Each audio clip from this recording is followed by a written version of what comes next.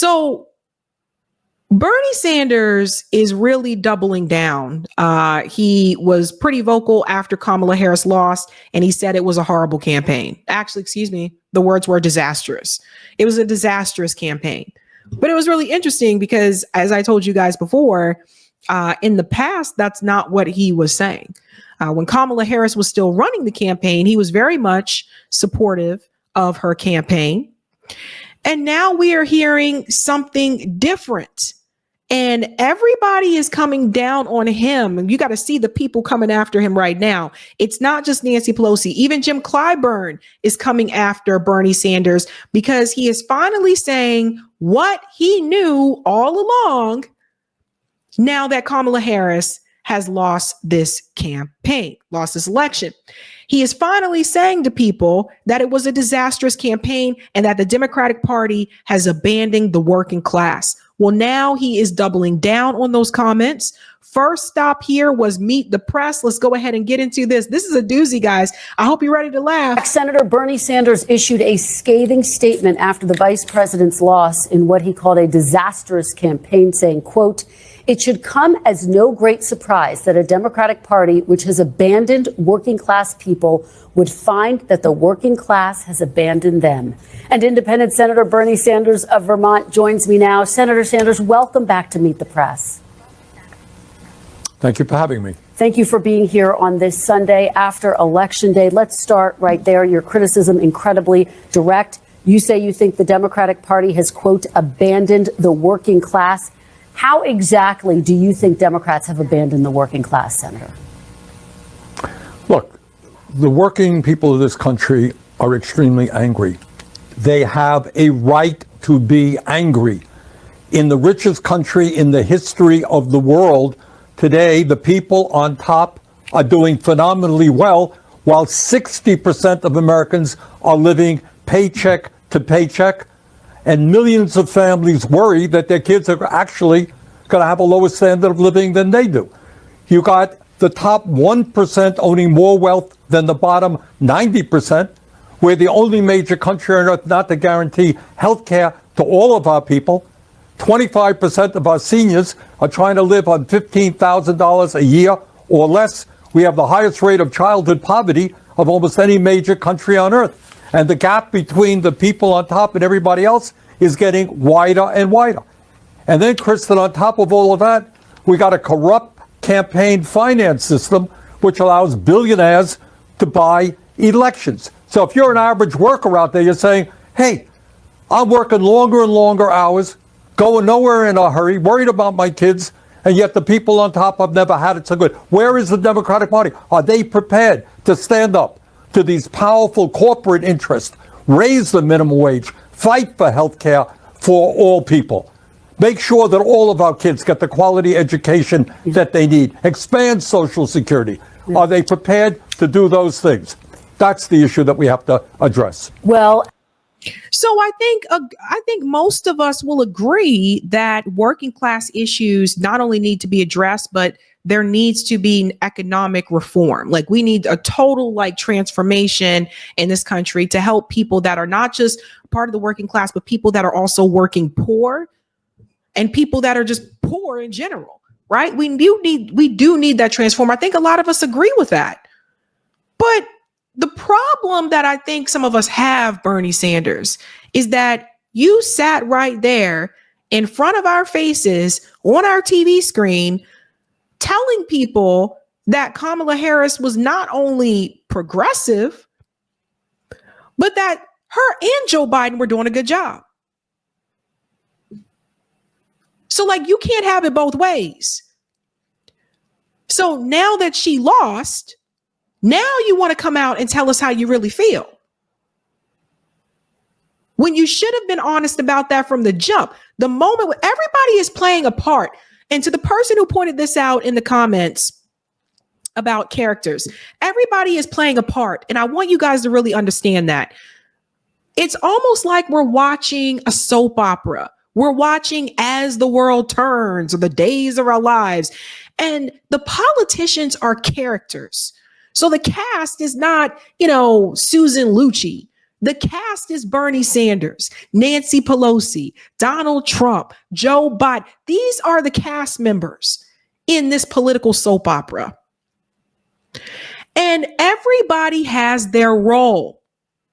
What has happened, though, is that particularly in a soap opera, every now and then one or two characters may kind of pivot from their role, but usually not all of them. We know that Bernie Sanders' role is to remind us every chance that he gets that this system isn't working for working people, etc. That's Bernie's role. But we also know that even though he's an independent, he is going to continue to caucus with the Democrats and back and support whoever the Democrat nominee is. Bernie is a sheepdog. He is there to sheep herd you into the Democratic Party, even though he knows it's not where it should be. Everybody write this down.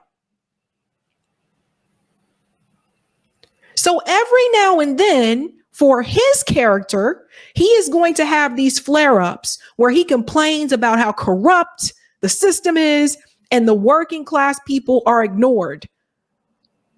And then when there's another candidate at foot, his job is to convince you that himself and other politicians like AOC are going to be able to push that politician left, again, trying to sheepdog you back into the Democratic Party. That's Bernie Sanders' role. So if you ever watch soap operas, you'll know what I'm talking about. These characters in particular, and yes, my grandmother watched them when I was little and I saw some things, but these characters in particular, they usually have a typical, there was a character on Days of Our Lives called Stefano DiMera. Stefano DiMera was like the villain of the show. And like, it becomes predictable that every now and then Stefano DiMera dies, but you know, a couple of seasons later, he's alive. Bernie Sanders has become predictable. The Democratic Party and this cast of characters have become predictable. We already know what you are going to do. We already know that you are not going to be proactive. You are going to be reactive. And then you're going to point fingers at everybody else except for yourselves as to why things didn't work out. Now, Bernie's not Stefano. Bernie's a different character, but he plays the same part every time. Just when you think it's, oh, let me have this moment. Let me yell out to everybody and say, wow, they're corrupt. This isn't right. I'm mad. 2 years later, come midterms, and he'll have you right back in that party.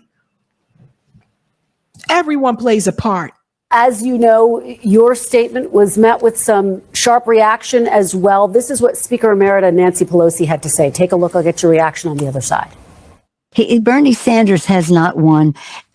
Let me, with all due respect, and I have a great deal of respect for him, for what he stands for, but I don't respect him saying that the Democratic Party has abandoned the working class families. Senator, how do you respond to Nancy Pelosi? So this is another part of the script. So Bernie Sanders exhibits some type of outrage, right, towards Dem establishment. They reach out to Dem establishment. Dem establishment says, oh, well, we like Bernie, but no, we disagree. He's wrong. So then they push back, and then it makes you think there's this turmoil that is happening and there is a rift between the two, and maybe they're going to part ways. The climax of the show.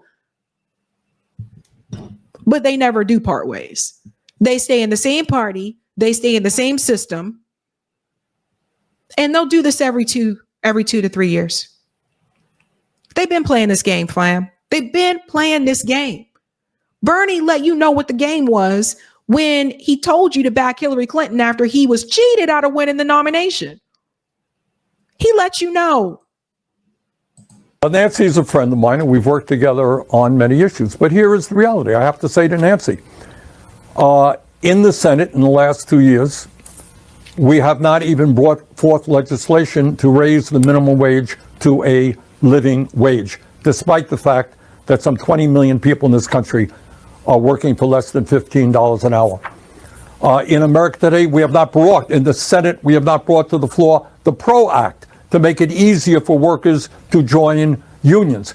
We're not talking about defined benefit pension plans so that our elderly can retire with security. We're not talking about lifting the cap on Social Security so that we can extend the solvency of Social Security and raise benefits. Bottom line, if you're an average working person out there, do you really think that the Democratic Party is going to the mats, taking on powerful special interests and fighting for you? I think the overwhelming answer is no. And that is what has got to change. Senator, let me. So the $15 minimum wage I want to bring up, actually, if I remember correctly, didn't they vote against that? There were multiple, we knew the Republicans were going to vote against it, but there were multiple Democrats like Chris Coons who voted against the $15 minimum wage. Zoom out and just ask you about these results. You've heard some of the reaction throughout the Democratic Party. How much do you personally blame President Biden for this loss? Here we go. President Biden, when he came into office, said that he would be the most progressive president since FDR. And I think on domestic issues, not foreign policy, on domestic issues, he has kept his word, and the agenda that he has pushed through has been an extraordinarily strong one. Pause. I'm going to go ahead and push back on that one. So do you see what he's doing now? On the domestic issues, he has been progressive. Didn't you just complain that we don't have the $15 minimum wage, which, by the way, is at the lower point? Most people can't live off of that in this country today. He promised to cancel student loan debt, all of the student loan debt. Everybody remember this? It comes down to $10,000 or $20,000 if you had a Pell Grant, et cetera. He promised that he would eliminate all of it for HBCU students that were making under $125,000 a year. See, I remember all this stuff. Bernie remember it too, but this is him playing his part.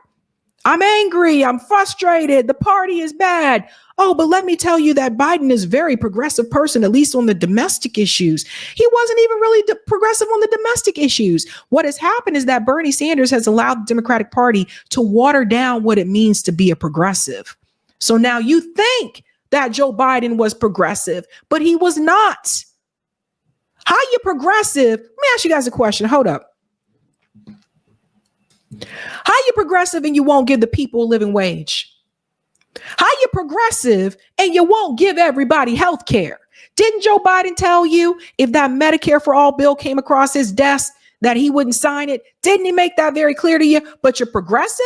I thought the litmus test for progressives was supporting Medicare for All, universal health care. But apparently that's not a test anymore, according to Bernie Sanders. We now go to episode 2. But that agenda has got to be placed within the overall context of American society today. And that American society today is one in which tens of millions of working families and elderly people are struggling, while the people on top have never had it so good. But Senator, should he have gotten out of the race more quickly, as some are arguing? I'm not going to. I supported him because I think his agenda was a strong agenda, a working class agenda. I'm not going to look backwards. Kamala ran a strong campaign. She did everything that she could. Pause. Here we go. Now, this is where he wants to pretend like, again, he's upset and frustrated, but he's not willing to go so far to answer this question about whether Biden should have dropped out. Oh, I'm not going to go down that road. You see what I mean? I'm not going to go down that road. He tells you that he ran a working class agenda. I thought you just said that the Democratic Party abandoned the working class. Now you're telling us that Biden had a working class agenda. So which is it? If they abandoned the working class, that means he did not have a working class agenda. He had an agenda for Israel.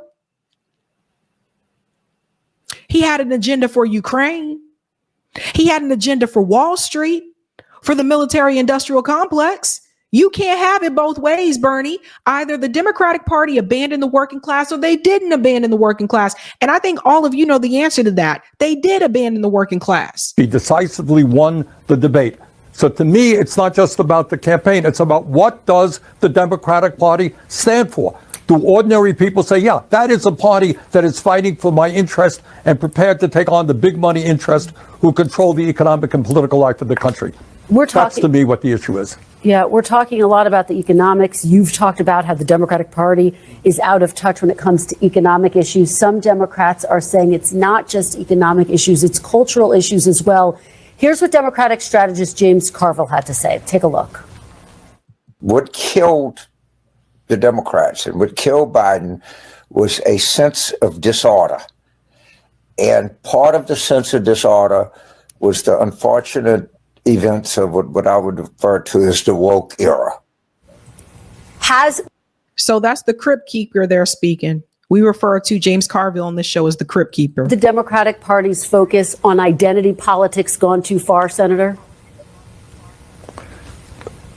Let me answer it this way. I think if the Democratic Party must continue to stand up against all forms of bigotry. And Democrats should hold their head high in saying, we led the fight for women's rights and to protect the woman's constitutional right for abortion. We led the fight for civil rights, for gay rights. That is something we should be proud of. But it's not either or, Chris, and this is the problem.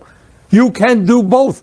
You could say that I'm for raising the minimum wage to a living wage, guarantee health care for all people, expanding Social Security. And by the way, I also support a woman's right to control her own body, etc. It's not either or. It's going forward in both directions. You know, the Democratic Party had 50 years to codify Roe v. Wade. Just FYI, ladies and gentlemen, Bernie Sanders wants to leave that out too. So again, part of this character is not tell you what the Democratic Party could have done decades ago, but chose not to. And two, the Democratic Party does lean into identity politics too much. It's a woman. It's a black woman. It's a woman to woman. It's a short person. Kamala Harris will be the first black Asian woman to walk into a stadium wearing a white T-shirt, a blue baseball cap, and red sneakers. They do lean too much into that. That's just reality. And it's okay to say that, Bernie. Bernie won't even say that. So as I said again, it's fake. The anger is justified, but the anger is also part of the act. Oh, I've been speaking to some Democrats who are concerned because now President-elect Trump has beaten 2 women candidates, and their concern is that it will make it more difficult to nominate a woman candidate in the future. Do you share that concern, Senator? No, I don't. I think it's not a question. Look, I'm not going to deny that there is sexism in this country, that there's racism, there's homophobia. It's there. But on the other hand, I think what the American people want to support, whether it's a woman, a man, a black or a white or Latino, whatever, is they want to support somebody who is standing up, Kristen, and fighting for them. People are in pain. People are hurting. They can't afford to go to a doctor. They can't afford to send their kids to childcare or to college. They're worried about future generations and what kind of standard of living they will have. Here is the bottom line, and it has to be dealt with. You got an economy today doing phenomenally well for the people on top. It is not working for the working class. All right? How do we address those issues? And in the richest country on the history of the world, create an economy that works for all. That is the issue. And by the way, what Trump did in his election is to say, I know that you're hurting. And the reason is they got millions of people coming across the border illegal. They're eating your dogs. They're eating your cats. He gave an explanation. It happened to be a pretty crazy explanation. Yes, we got to strengthen the borders, but that is not going to raise wages for working people or provide health care to all people. The Democrats need an explanation. And that explanation is corporate greed and the power of the billionaire class. I know that's uncomfortable for people in the Democratic Party, some people. But that is the issue we have to address. Yeah, but it's hard to address that issue when you're telling people to support the candidates that are taking that billionaire money that you continue to rant about. So there's that. So is Bernie Sanders really trying to disconnect you from the billionaire class? People need to ask these questions. If you're really trying to disconnect people from the billionaire class, why do you continue to tell people to support these candidates that are not progressive, and you lie and pretend like they are, and you tell people you got to support them, otherwise you're going to get Donald Trump, right? We got Donald Trump anyway. Bernie Sanders told you to support Hillary Clinton in 2016. We got Donald Trump anyway. The only time we didn't get him was in 2020, and that was because of the pandemic. Had it not been for the pandemic, Biden wouldn't have won that race. And then it was Bernie Sanders 2024. He told you got to support Kamala Harris because you're going to get Donald Trump. And we got Trump again anyway. So Bernie Sanders never really held the line when it came to progressive policies. And don't forget, he lied. This is Bernie Sanders. We're going back. See, now he's trying to say they abandoned the working class people. Everything is abandoned by the Democratic Party. He's correct. They did abandon the working class people. But he sat here when Kamala Harris was announced as the nominee months ago, and he told you that she was progressive. Listen to this. Well, let me just ask you then, big picture, do you still consider Vice President Kamala Harris to be progressive, Senator? I do. Look, she is not where I am. But I think, for example, when she talks about making the child tax credit permanent, and, we did that in the American Rescue Plan, we lowered childhood poverty by 40%. Kristen, we should not have, as the richest country on earth, one of the highest rates of childhood poverty in the world. When she talks about building 3 million units of affordable housing, that's a big deal because we have a major housing crisis in America. When she talks about passing the PRO Act to make it easier for workers to join unions, that's a big deal because we have to expand the union movement so the workers get decent wages. So yes, her views are not mine, but I do consider her progressive. Pause. Now, Bernie Sanders, again, you see, video lives on forever, ladies and gentlemen. Those weren't progressive policies. She didn't even back universal health care. She didn't back universal health care, fam. And when she did in 2020, when she got, heat from the media, she walked away from it. This has been Kamala Harris' entire political career. The moment she got heat from something, she walks away, So no universal health care. And he wants to talk about what she wants to build homes. Hell, honey, that's not progressive. Billionaires build homes. Billionaire real estate investors build homes. Donald Trump built homes. That's not progressive. That's capitalism. So that was Bernie trying it. Oh, she supports the PRO Act. Motherfucker, you supposed to. If you're a part of the real deal, what was supposed to be a part of the Democratic Party, you were supposed to support the workers.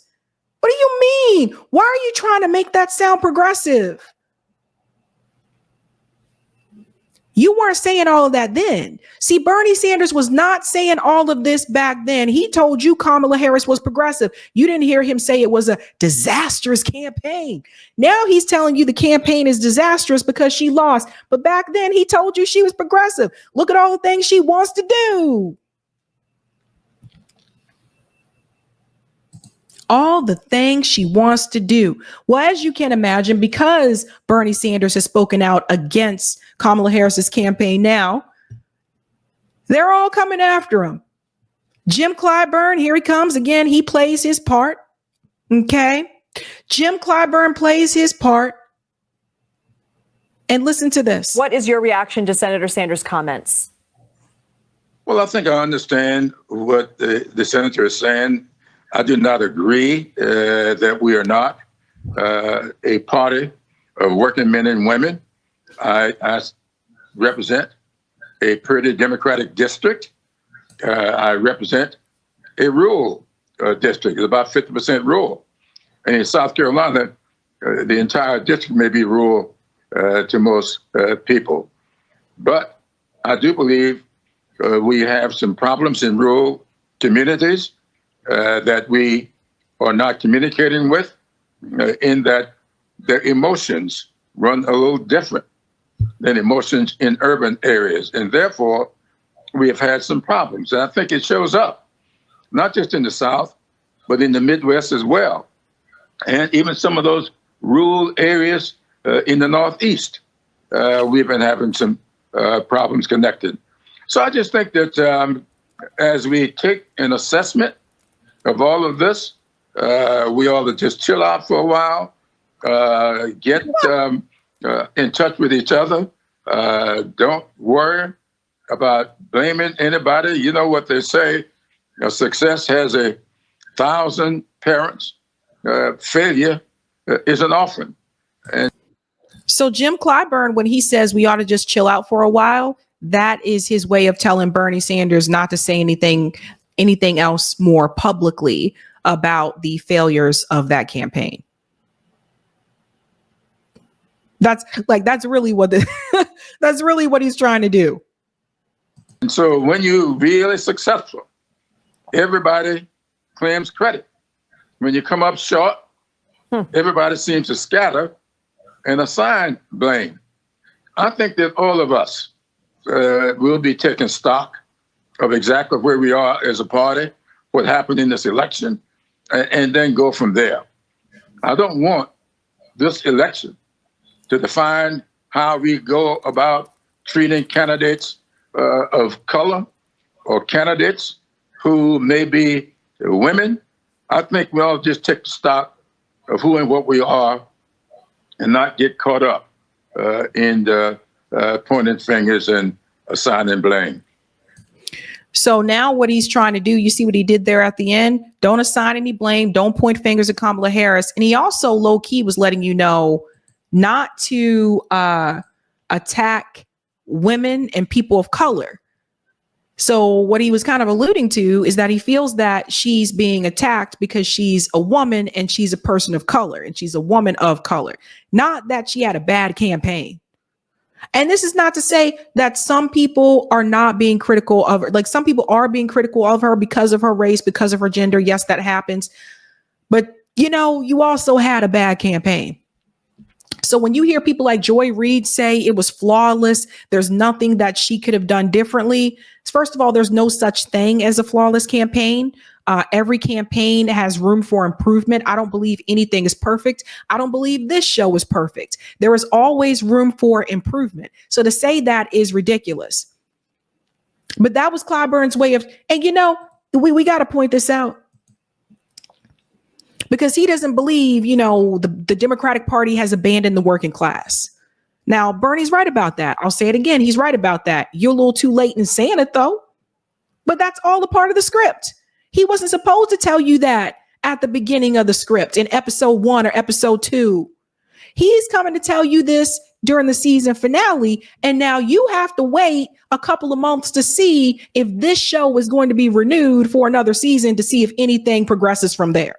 And if it's a Netflix show, it's probably not going to be renewed. So that ought to let you know something.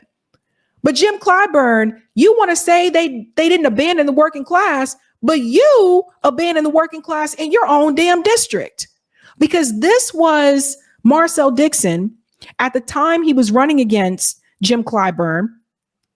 Listen to what Marcel said about that district. James Clyburn's district is the 6th poorest district in the United States of America out of 435 congressional districts total.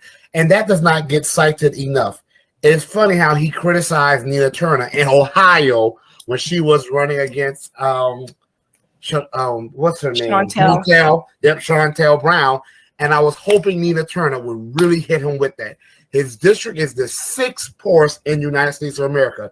His district has the highest eviction rate in the United States of America. Black women are the most likely to be evicted. His district has one of the highest rates of land theft. I used to call it land loss. I'm trying to train myself to say land theft. That's what it is, of Black Americans. His district has humongous issues with water quality. Everyone knows about Flint. And a lot of people know about Jackson, Mississippi, but everyone needs to know about Denmark, South Carolina, a 70% Black town in Sarah Clyburn's district that has not had clean water in decades. Okay, you can look at North Charleston. You can look at Florence, South Carolina. His district is also located in what is called, or makes up, the majority of his district is in the corridor of shame. It refers to a network of rural, majority Black towns where poverty is unforgivingly high and educational failure is also unforgivingly high. So Jim Clyburn really has no room to talk. And, you know, myself and Marcel have lived in South Carolina. I went to undergrad. I graduated undergrad in South Carolina. But the reality is, like, he really got no room to talk. Jim Clyburn knows the Democratic Party abandoned the working class. And to Marcel's point, he lives in one of the poorest districts in the country. So you got to call the balls and the strikes, ladies and gentlemen. You cannot allow these people to continue to gaslight you. You cannot. And of course, Nancy Pelosi came after Bernie Sanders as well. He addressed this on CNN. Of course, Dana Bash is also here to do her due diligence as well to make sure that she supports and backs up the party at all costs. Senator, congratulations on your reelection. Nice to have you here. I want to start with the scathing response that you gave after the Democrats lost, Kamala Harris lost pretty big. You said the Democrats abandoned the working class. The chairman of the DNC called it straight up BS and said Joe Biden is the most pro-worker president of my lifetime. Former Speaker Nancy Pelosi said she disagreed with you. She added, quote, Bernie Sanders has not won. Do you stand by what you said? The chairman of the DNC, from what I understand, is also apparently stepping down. Chairman of the DNC is Jamie Harrison. So you see what Dana Bash did there? Let me mention all these people in Democrat leadership that are against what you said. Oh, absolutely. Look, Joe Biden is a friend of mine. I've been proud to work with him on an agenda which has been very strongly in favor of the working class. Biden promised to be the most progressive president since FDR in many ways on domestic issues. I think he kept his word. But here is the reality. The working class of this country is angry, and they have a reason to be angry. We are living in an economy today, Donna, where the people on top are doing phenomenally well, while 60% of our people are living paycheck to paycheck. 25% of elderly people are trying to get by on $15,000 a year or less. We have the highest rate of childhood poverty of almost any major country on earth, and parents all over this country worry that their kids may have a lower standard of living than they do. That is the economic reality. And what Donald Trump did is provided an explanation. He went around, he said, I know you're angry, and the reason is that zillions of illegal immigrants are coming over, and they're eating your cats and dogs and everything else. That's the reason. Well, obviously, that is not the reason. The reason is, in my view, that we have an unprecedented level of corporate greed today, more income and wealth inequality, and people on top want it all. And we need an agenda that says to the working class, we're going to take on these powerful special interests and create an economy and a government that works for you. And by the way, that can't happen unless you get big money out of politics. We got to get rid of the Citizens United Supreme Court decision so billionaires do not continue to buy elections. So, and that's where it pretty much limits itself, right? Like, he states the obvious entities that you're going to know about anyway, the billionaires, right? But he doesn't name them most of the time. And when he does, he names certain few, the people that everybody knows about, like Jeff Bezos, for example. You know, Donald Trump is also a billionaire. I don't never hear him mention Larry Fink, you know, the owner of BlackRock.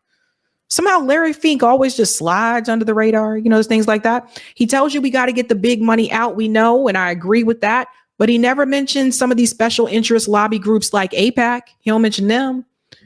And he don't take money from AIPAC. So it's really interesting to me that, like, he doesn't mention AIPAC. He doesn't mention the Israeli lobby. Like, you know, most of the politicians are in the back pocket of the Israeli lobby. So everybody needs to understand that. But he will never call those entities out. And that, again, is the limit of Bernie Sanders' character in this particular show. He'll only go but so far. So all this outrage, do not be fooled by this. Ladies and gentlemen, I do not want you to be deceived. All this outrage that is coming from Bernie Sanders now, where was the outrage during the campaign? Where was this criticism about it not being for working class people during Kamala's campaign? Why did you endorse Kamala Harris? What does that mean about you? You're saying the Democratic Party abandoned the working class, but you endorsed a campaign that wasn't about the working class. Does that mean that you also abandoned the working class? What does that say about you? You know, we got to start asking these questions, ladies and gentlemen. Got to start asking these questions. Eric, we can go ahead and go to part 3 of Tight VNC. Do not allow yourselves to be fooled. Do not allow yourself to fall for this stuff, man. Because it's a script and everyone's a character. They have a part, they play the part, and if they play the part well, they'll probably make it to the next season. And if they don't, they will be fired like Jamal Bowman and Cori Bush. That's how it works. You just need to ask yourself who's the producer, who's the director, and go from there. Hey guys, this was a Sabby clip. If you like what you saw, hit that like button and subscribe.